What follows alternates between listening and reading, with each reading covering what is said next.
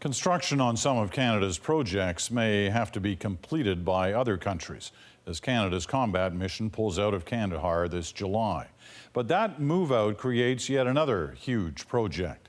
By the end of this year, every piece of Canadian military hardware has to be out of Afghanistan, brought back to Canada. Here's Susan again to show us how it'll be done. You think moving is stressful? Try transporting hundreds of trucks, tanks, and armored vehicles 10,000 kilometers back home. So, Steve, do we have a lot of assets here? I'd call it sort of the equivalent of a small town or a very large village. We're looking at about just under 1,000 vehicles total. We have to do something with. Material, probably well over 1,000 sea containers full of material. Lieutenant Colonel Steve Moritzku is the property guy and moving man. Because we were here early, we got some prime real estate. We've got 17 different sites here on Kandahar Airfield itself. How many? 17.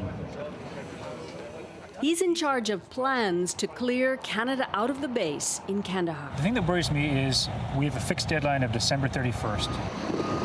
Packing up or selling off tents, air conditioners, everything from treadmills to post boxes.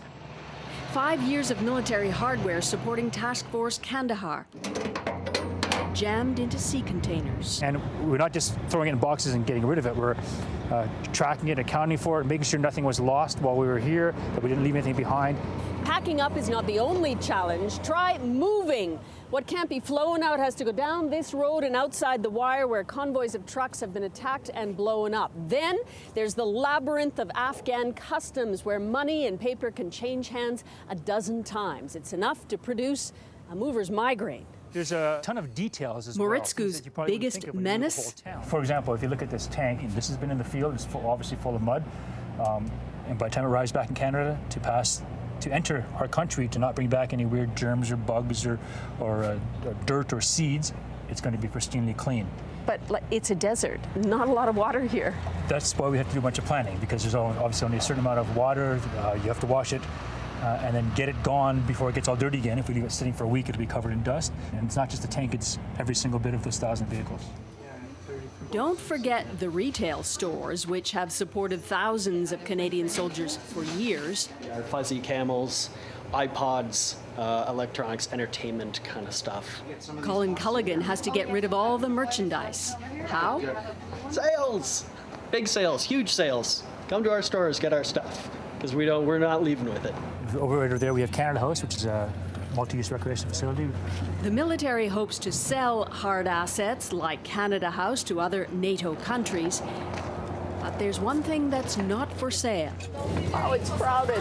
It's always crowded. Is it? 2 medium coffees with milk. Something that's become very popular on the base, Canadian maple donuts and coffee. Everybody wants to know what's going to happen to Tim Hortons. When the Canadians leave near the end, Tim Hortons is going to shut down. It'll leave as well. No more Timmy's. We're gone, so we don't care, but I'm certain the Americans and Brits and Australians you see in line, they're going to be pretty upset. And that hockey rink that Barry built for the Canadian soldiers, it's on the market.